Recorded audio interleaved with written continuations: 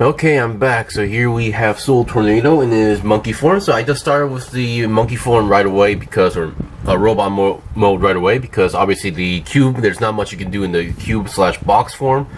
So let's see what we got. Now compared to Shadow Dance, he doesn't have, in terms of articulation, I think he's slightly lacking because I think this guy was much more designed in the purpose of the combiner form rather than just the solo monkey form. So let's see what we got from the top. So the head, well, yeah, it definitely looks less like a monkey, to be honest, but still I do like the expression that he's doing, and it definitely has a much more, happy look compared to the previous Shadow Dance.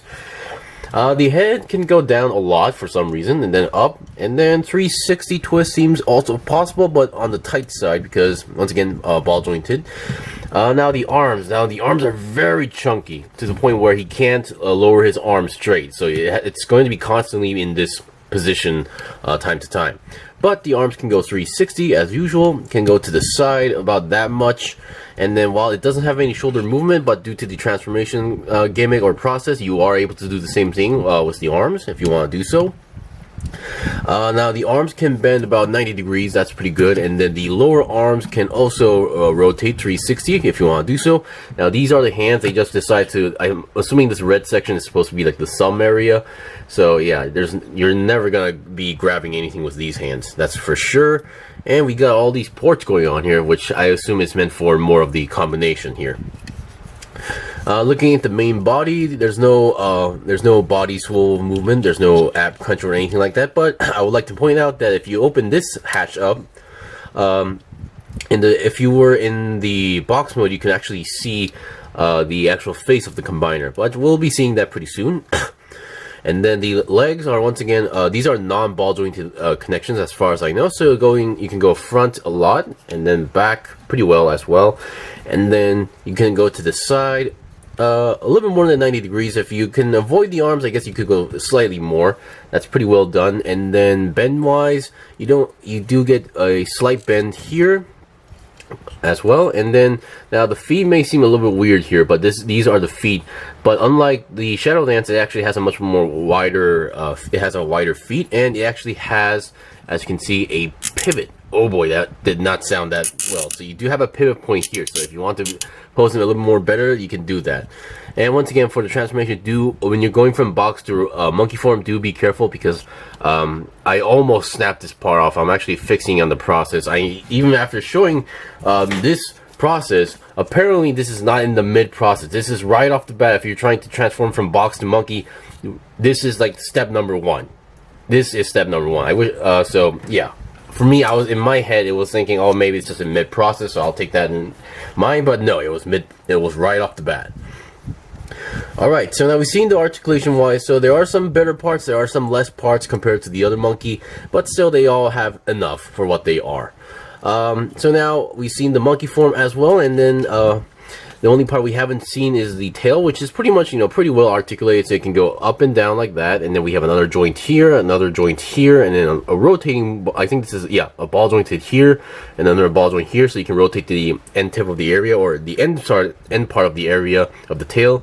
And then we have this clear blue piece, which might also work as a weapon for this character or monkey as well.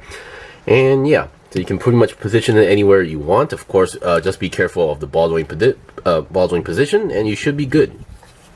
Now, unlike Shadow Dance, you don't have any problems in terms of balancing the figure, so no need to worry about that. Alright, so now we've seen the full-fledged monkey. Now we'll see how it looks like in its combiner form as well. So I'll be right back. Okay, I'm back. So here is the form for the combiner. This is the main top body of the combiner. Now, I would like to mention that the manual does mention if you don't want to make the top body with the current with the Soul Tornado, you can always use it to make the legs of the combiner as well. Now, currently I only have one set, so I cannot really show you guys both situations, but for now I plan to use this guy as the main body. So once I get the other set, I will be showing you guys the example of the legs, so hopefully we can finish the combined section as well. Now, before we do the obvious of combining these two, let's see what we got on the bottom. So it seems like the bottom definitely has an interesting connection. It's not your typical way how the where the land breakers, for example, you just had a simple peg and then you had a simple hole, and you could just combine it into the two and make the top and bottom. But seems like this connection, I'm assuming there's more than just connecting a peg. Now definitely I can see that this peg is going to do something really important, and judging by the parts right over here, or hole there, there's going to be another connecting point like this one, so we can definitely have a firm connection. Because I'm going to be honest, as much as I love Landbreaker, the connection between the top body and the legs are not the best. I mean, they're not loose by any means, but at the same time, I wouldn't say, you know, tight enough to be, you know, very stable. Now time to time I do prefer a stable connection, because if it's too tight, then there's a high chance that you might accidentally break it while twisting. So there is that sweet spot between the two. Anyway, now let's see if we can combine. Let's see how this works. So I'm assuming this is the connecting port here, and see what we got. And seems like that's as far as I can go. Yeah, seems like so, because the inside of the hole isn't that deep, but as you can see, I'm not sure if you guys can see it, it's a little bit squeaky, but there's actually a ratchet joint here. So it's an interesting ratchet joint. So in order to rotate the arm, you just don't force it, you actually need to push it in there, and there's a locking mechanism right over here. That's actually pretty clever. So even in time passes, and that means you can still have a pretty stable joint. So that's pretty interesting. So I'm not sure you have to push in order to rotate this like that. So that's really interesting.